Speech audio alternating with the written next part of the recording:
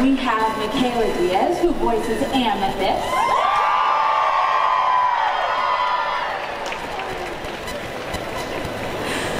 We have Shelby Rabara, who voices Paradox.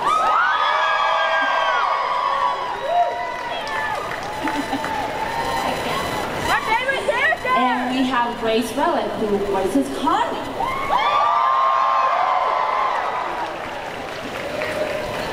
So thank you so much, guys, for coming up on this stage and talking to all of us fans. Of course, I am a huge fan.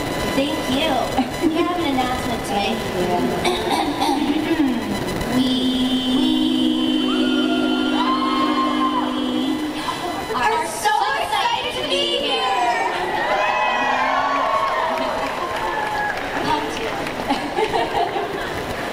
So I think Steven Universe is so popular because it is so relatable to not just the younger demographic, but the demographic like myself. So why don't you all tell us why you think that Steven Universe is popular and the kind of themes and perhaps life lessons that not just the younger demographic, but the older demographic gets from watching the series? I think it's so popular because, for one, it's just a very positive show. Yes, it started off like being appealing to children, but as the series has developed, as you all know, it has, the range of fans has, like, I meet people who are like in their 40s and 50s who are like, oh my God.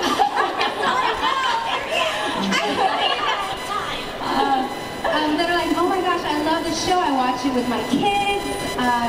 And it's just very positive messages, very inclusive, progressive, relatable characters, and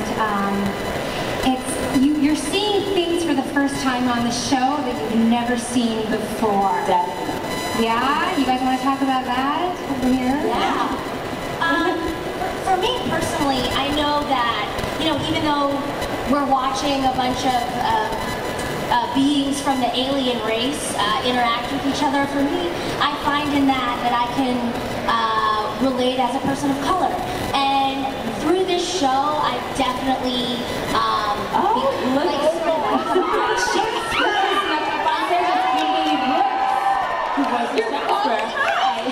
But that LA traffic, though. Yeah, I know. Like VIP parking. Yeah. I think I got rescued by a golf cart, so. I got rescued by a golf cart. I know we were in mid-thoughts. Dude, all good. I was just saying, this show's really helped me become more proud to be an Asian American woman. I think the show for me has things of exploration in feelings, like feeling fear, working out those feelings of fear, being vulnerable, being scared. Just we're on this journey with Steven as he's growing up with these gems. And a lot of the themes that are written by our awesome Steven Universe, they explore feelings that I feel like that are important for everybody, no matter what age you are, to keep thinking about. We all still feel scared as adults. And Steven Universe offers, it's a vehicle to go on a journey with Steven and the Gems and feel all the weird feelings, the good, the bad, the happy, the sad, and the awesomeness. Yeah, I think also right now Steven Universe's messages are extremely timely, because I think that a show that is for children but also can be enjoyed by all ages, talking about the importance of love and how that can overcome so many difficulties and differences between people is super, super important right now. Yeah, definitely timely, especially with what's going on in the world right now. Completely agree. So with all of your different characters, you all are unique in your own way, and when you have to portray these characters, how do you relate to them and how do you convey the certain personalities and characteristics of them? Like, how do you connect with them on a personal level when you have to go in the booth and voice them and bring them to life?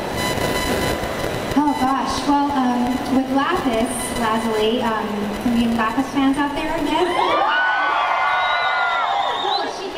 out of all the gems, she's kind of like the most mysterious one still, but she's the newest member, right? Yeah. And she came back, so she's officially part of the Crystal Gems. Yay! But I think she's so relatable because she's the character that has been dealing with a lot of post-traumatic stress and like just post-trauma. And for me personally, like I deal with some anxiety and depression, and these themes are very, very important to be able to address. Again, because it's so timely, and just dealing with how to cope with fitting in and getting over stressful situations. So for me, I credit the writing. It's so great how these characters are so well developed, and they come from a real place. And with Lapis, like she's really had to earn her way, and also the way she's been relating to the other gems. You're really seeing her earn the trust with like Peridot and her friendship, and with Steven, I love just how he really empathizes with her. So I can relate to that in so many ways. Oh wow. So to get into character, I wake up. I eat a few snacks. I think that there's something to I think that there's something to Amethyst shape-shifting. It's like she's trying so hard to fit in, or in some cases to really stand out. And sort of the journey that I've gone along with Amethyst is coming into your own, having a little more confidence, and I guess that's how our lives parallel each other. Definitely you and Amethyst are like, how does it end and how does it begin? I feel like your personality and talking to you embody Amethyst so much. Should I shape-shift into a cat now? Or a chicken? Yeah. Right now. I think for Peridot, she's basically my spirit animal. I'm very different than Peridot in real life. I really admire Peridot and the fact that she doesn't have a filter. Shelby in real life has somewhat of a filter, or I try to at least. But I really admire the way Peridot really feels. She feels like 175%, and whatever she's feeling, and though she doesn't understand it, she really, really feels it. So to get into character, I just kind of open up the third eye, because I gotta just let her go, and it's nice. I can get my anger out through Peridot. So you She's still so sweet. So you don't call people quads in real life? I do in my head all the time, but not. Well, I only allow Peridot in her voice to say that. That's her special. That's fair. Or like only when they're named Claudia. Claudia. For me, Connie really reminds me in a lot of ways of my younger self, like when I was Connie, the character's age. And I really relate to her journey as a character, kind of going from being this bookwormish type, being like a little bit of a loner, but like, and then growing into like more bravery and almost charisma, and learning how to share all that she has with the world in a like just growing up and learning how to have a strong sense of inner value and growing as a person in a strong way. As someone who's known you since you were 14, I know, I was just gonna say. like, you've seen it happen. It's really cool.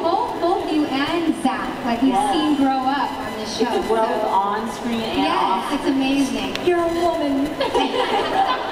We're all grown up now. Just turned 21. Happy belated birthday.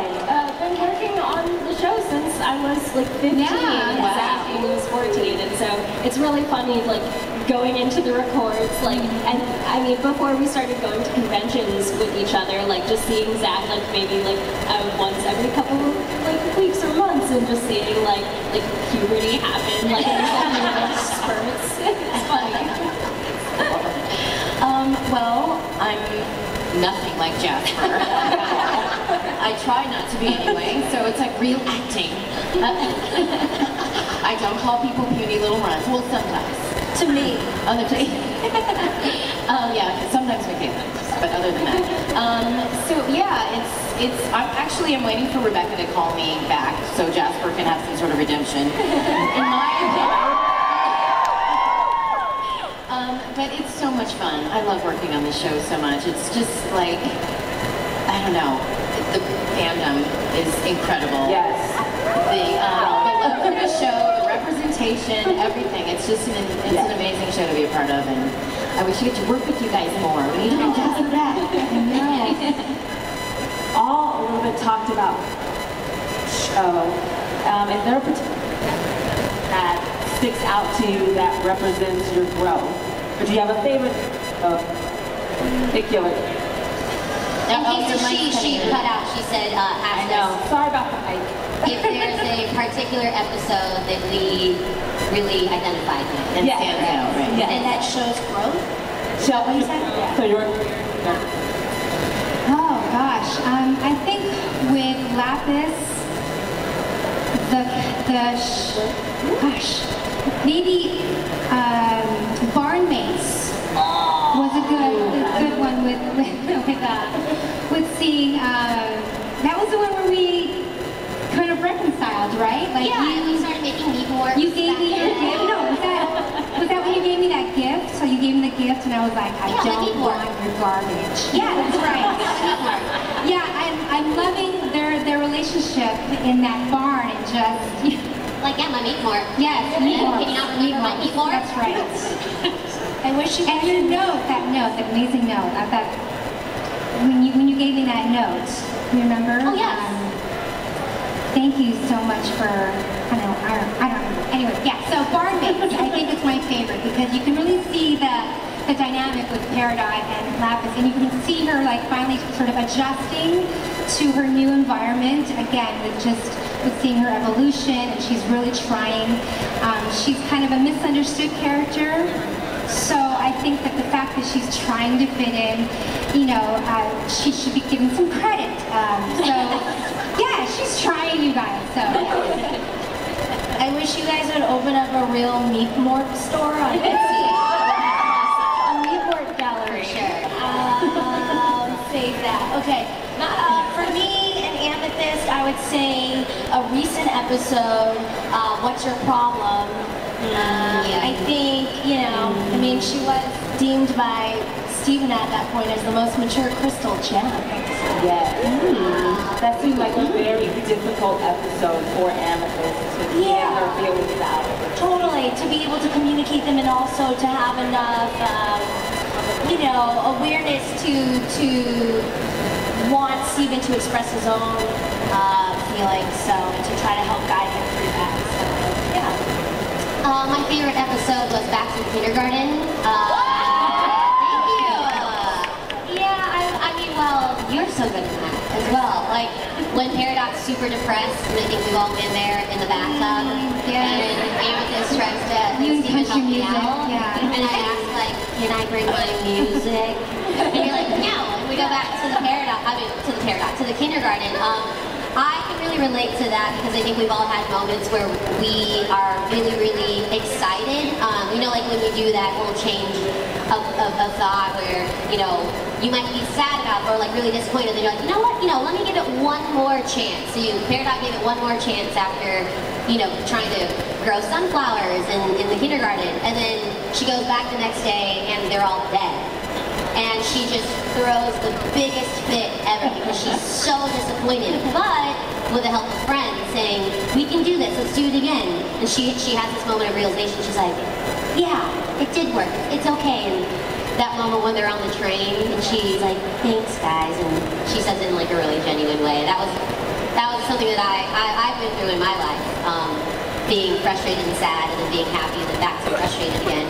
Life is like peaks and valleys, everyone. It's not just an easy roller coaster, all right? That episode made me cry. I was like, that was really special to me. Maybe it's not about the output. Maybe the flowers grew within. That's about that. That's right. That was so beautiful, Taylor. I'm really glad. we shared that moment here at LA Comic-Con together. Okay, so like 3 or 4 episodes flashed into my head when you first asked this question, but I think I'm going to decide on talking about mindful education because Here Comes the Thought is like one of my favorite songs on the show, and also like it's going back to like timely messages in the show, like talking about like how you can center yourself when you're feeling anxious and all of these like chaotic thoughts are swirling in your head.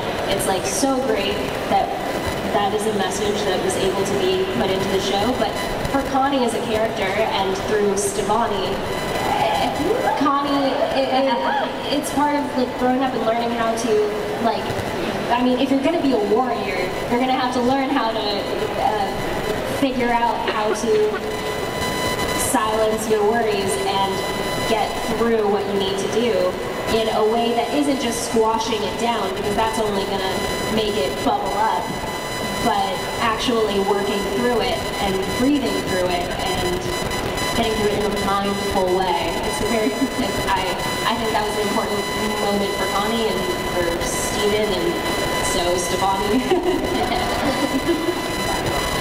Well, like I said, I think Jasper's best episode is yet to come. Right?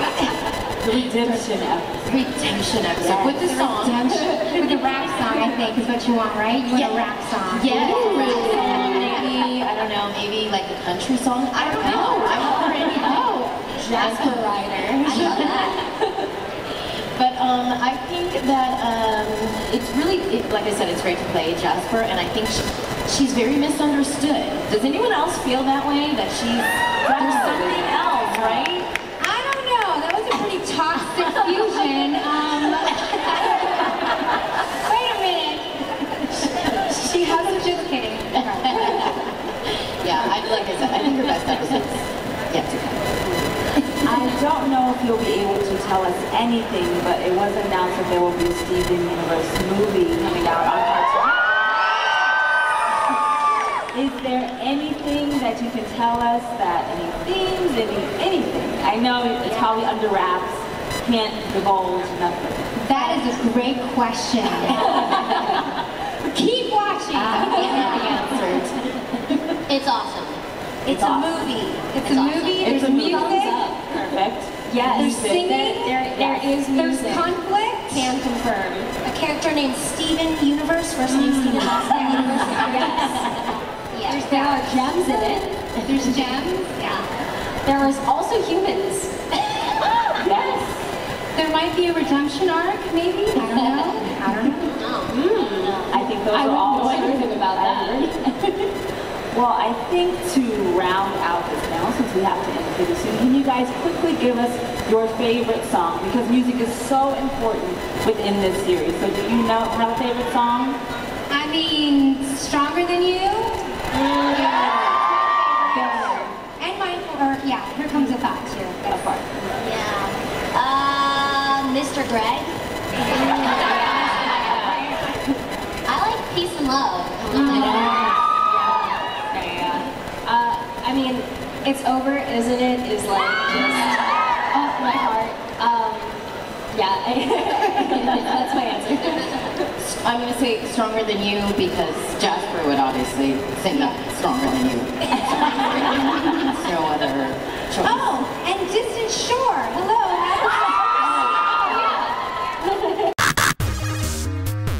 Hello there! Digital Game Time, your show about games, movies, and pop culture is now live every week. Follow them and watch the show every Monday on Facebook Live at 7 p.m. Pacific Time. Comment, participate, and interact with Leo, Rick, and Francisco as they tell you what's happening in the world of entertainment.